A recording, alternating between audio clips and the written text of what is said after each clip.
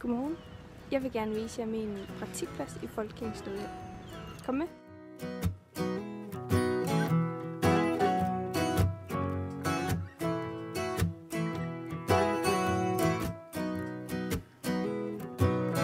Another day, another cup of coffee, read the paper, skipping over the bad news. Complications waiting round every corner. What are you gonna do? For enden af alle de trapper er vi nu nået til Aarhus-kontoret. Jeg er Søren, og jeg er praktikvejleder her ved Folkekirkens Nødhjælp. Folkekirkens Nødhjælp arbejder med 3 ting. Ude i verden, der arbejder vi med nødhjælp, og det vil sige, at vi giver dem en fisk, så kan de blive med i dag. Problemet med det er, at det kan man blive ved med ud i en uendelighed. Derfor har vi også udviklingshjælp, hvor vi så faktisk i flygtningelejre lærer dem at klare sig selv. Altså give dem en fiskestang, så kan de fange deres fisk selv. Derudover så arbejder vi med advocacy, eller fortalervirksomhed. Det er ikke nok, at de har en fiskestang, så de kan fange deres fisk selv, men de skal også have rettigheder til at bruge fiskestang. Folkekirkens Nødhjælp har både en afdeling i København og en i Aarhus, og langt de fleste medarbejdere sidder i København.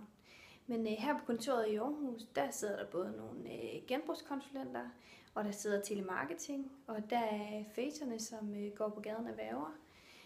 Og så sidder der også Go Global, som er et volontørprogram, og så sidder vi også nogen fra sogneindsamling. Det som Tina har siddet med, det har været at lave karavane for hele planen på plads. Det er sådan, at Folkekirkens Nødhjælp kører ud til omkring 8.000 konfirmander hver forår. Men inden da, der er der en masse logistikarbejde med at få planen på plads. Det er noget af det, som jeg sidder med, og som Tine så har hjulpet mig med. Man kan også sige det omvendt. Praktikanten har siddet med opgaven, og jeg har hjulpet mig med at få den på plads. I forbindelse med karavanen sidder jeg så også med at finde ud af, hvad der skal laves af Facebook-materiale, og hvilken strategi vi skal have bag det. Jeg har siddet sammen med Tine i en styrgruppe. Det er sådan, at Folkekirkens Nødhjælp har en årlig husstandsindsamling, som vi kalder sogneindsamling. I år har vi så lavet noget materiale, og det har vi i styrgruppen været med til at bestemme. Og det er en af de opgaver, som praktikanten kan få lov til at være med til. Og så er en af de andre ting, jeg er med i her, sådan et form for CSR-samarbejde, hvor vi prøver at sælge den her idé til forskellige virksomheder. Man genbruger en telefon og sælger den til et firma, og så får vi pengene for til den brugte telefon, og dem giver vi så til verdens fattigste. Hej, jeg hedder Asta, og jeg arbejder også her på kontoret sammen med Tine. Og jeg har primære opgaver med at sidde og passe vores mailindbakke, og så værger også sovende og frivillige, ligesom Tine. Og så sidder jeg også på logistikken med alt det praktiske af, hvad vi skal sende ud af materialer. Jeg hedder Anders Clausen. Jeg er leder af telemarketing ved Folkekirkens Nødhjælp.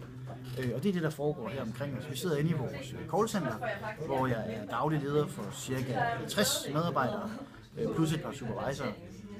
Vi kontakter vores giver og andre, der har en relation til Folkekirkens Nødhjælp.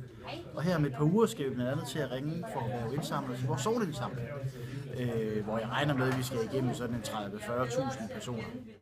Jeg hedder Gritholm Hedehus, og jeg er seniorkonsulent her på kontoret i Aarhus. Jeg arbejder primært med vores rejseprogrammer, som hedder Go Global. Det er volontørprogrammer, det er vores samarbejde med højskoler og efterskoler i Danmark, som vi sender ud i verden og besøger nogle af vores samarbejdspartnere. Ja, så her, når der er frokost, så plejer vi at sidde herinde, og da det er sådan en organisation, så spiser vi selvfølgelig fisk, og der er faktisk plads til en ny praktikant i Folkekirkens Nødhjælp.